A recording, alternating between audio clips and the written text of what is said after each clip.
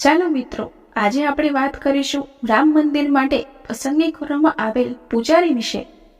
અયોધ્યા ભગવાન રામની નગરી દેશભરના લોકો અને ખાસ કરીને સનાતન પ્રેમીઓ માટે ખૂબ જ આધ્યાત્મિક, ઐતિહાસિક અને સાંસ્કૃતિક મહત્વ ધરાવે છે. અયોધ્યામાં ભવ્ય રામ મંદિરના ગર્ભગૃહના અભિષેક અને મંદિરના અભિષેક માટે સોમવાર એટલે કે 22 જાન્યુઆરી 2024ની તારીખ નક્કી કરવામાં આવી છે.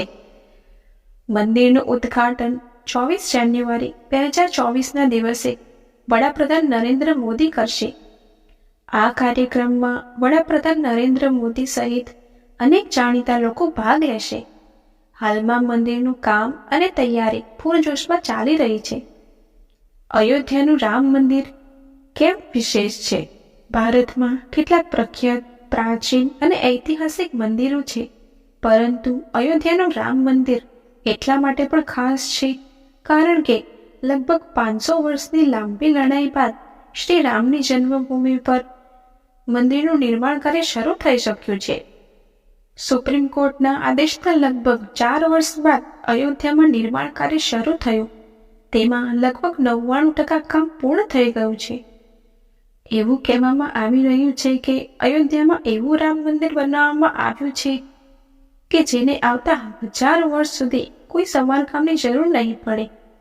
એટલું જ નહીં, નાગર શૈલીમાં બનાવેલા રામલલ્લાના આ ભવ્ય મંદિરની ઓળખ યુગો સુધી રહેશે. તમને જણાવી દઈએ કે મંદિરને પ્રખ્યાત આર્કિટેક્ટ ચંદ્રકાંતભાઈ સોમપુરા દ્વારા ડિઝાઇન કરવામાં આવ્યું છે. રામ મંદિરમાં થનારી પૂજા માટે પૂજારીની પણ પસંદગી કરવામાં આવી છે. રિપોર્ટ અનુસાર રામ મંદિરમાં રામલલ્લાની પૂજા માટે પૂજારી મોહિત પાંડેનું નામ સામે આવી રહ્યું છે. મોહિત પાંડે ઉત્તર પ્રદેશના ગાઝિયાબાદનો રહેવાસી છે. રામલલ્લાની પૂજા માટે નિયુક્ત કરાયેલા પૂજારીઓ માટે કેટલાક માપદંડો નક્કી કરવામાં આવ્યા છે, જેમાં રામનંદીય પરંપરાના વિદ્વાન હોવા જરૂરી છે. આ ઉપરાંત રામ મંદિરમાં પૂજા કરનાર પંડિત પાસે વેદ, શાસ્ત્ર અને સંસ્કૃત વગેરેમાં પણ નિપુણતા હોવી જરૂરી છે. મોહિત પાંડેએ આ તમામ માપદંડો પાર કર્યા છે. ચાલો જાણીએ રામ મંદિરમાં પૂજારી તરીકે નિયુક્ત થયેલા મોહિત પાંડે વિશે. અયોધ્યા રામ મંદિરના પૂજારી મોહિત પાંડે કોણ છે? તેમણે કયા વેદનો અભ્યાસ કર્યો છે? જાણો તેમની ફૂલ પ્રોફાઇલ. કઈ રીતે પસંદ કરાયો મોહિત પાંડેને અયોધ્યામાં બનેલા ભવ્ય રામ મંદિર માટે પૂજારીઓની પસંદગી માટે ઔપચારિક અરજીઓ મંગાવવામાં આવી હતી, જેમાં 3000 ઉમેદવારોએ અરજી કરી હતી. પસંદગી પ્રક્રિયામાં પૂજારીઓ માટે માપદંડ નક્કી કરવામાં આવ્યા હતા, જેમાંથી દરેકને પસાર થવું પડ્યું હતું. આ પ્રક્રિયામાં 200 અરજદારો પૂજારીઓ ઇન્ટરવ્યૂ માટે પહોંચ્યા હતા, જેમાં 50ને પાદરી તરીકે પસંદ કરવામાં આવ્યા હતા. આ 50 પૂજારીઓમાં મોહિત પાંડેનું નામ પણ સામેલ છે, જે આ દિવસોમાં સમાચારોમાં છે. કોણ છે અયોધ્યા રામ મંદિરના પૂજારી મોહિત પાંડે? રામલલ્લાના સેવક તરીકે પસંદ કરાયેલા મોહિત પાંડે હાલમાં તિરુપતિમાં તિરુમાલા તિરુપતિ દેવસ્થાનમ એટલે કે TTD દ્વારા સંચાલિત શ્રી વેંકટેશ્વર વૈદિક યુનિવર્સિટી એટલે કે SVVU ખાતે MA એટલે કે આચાર્ય અભ્યાસક્રમ કરી રહ્યા છે. તે ઉત્તર પ્રદેશના સીતાપુરનો રહેવાસી છે.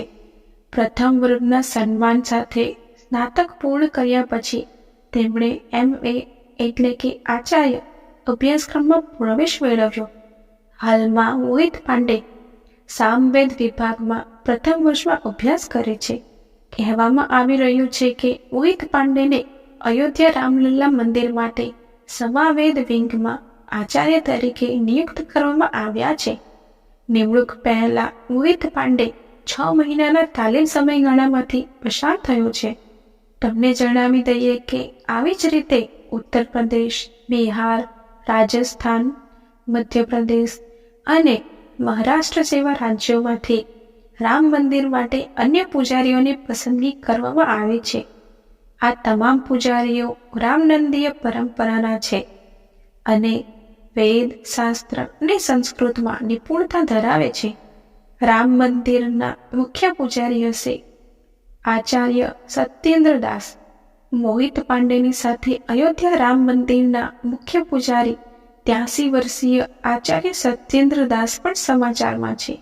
તેઓ છેલ્લા 31 વર્ષથી રામ જન્મભૂમિ મંદિરના મુખ્ય પૂજારી છે અને 1992માં બાબરી ધ્વંસના લગભગ 9 મહિના પહેલાથી આચાર્ય સત્યેન્દ્ર દાસ અહીં પૂજારી તરીકે રામલલ્લાની પૂજા કરતા હતા.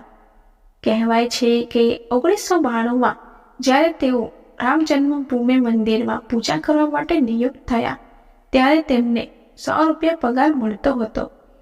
આચાર્ય સત્યેન્દ્ર દાસજી સંત બનવા માંગતા હતા, તેથી તેઓ પોતાનું ઘર છોડીને 1958માં અયોધ્યા આવ્યા હતા. જય શ્રી રામ.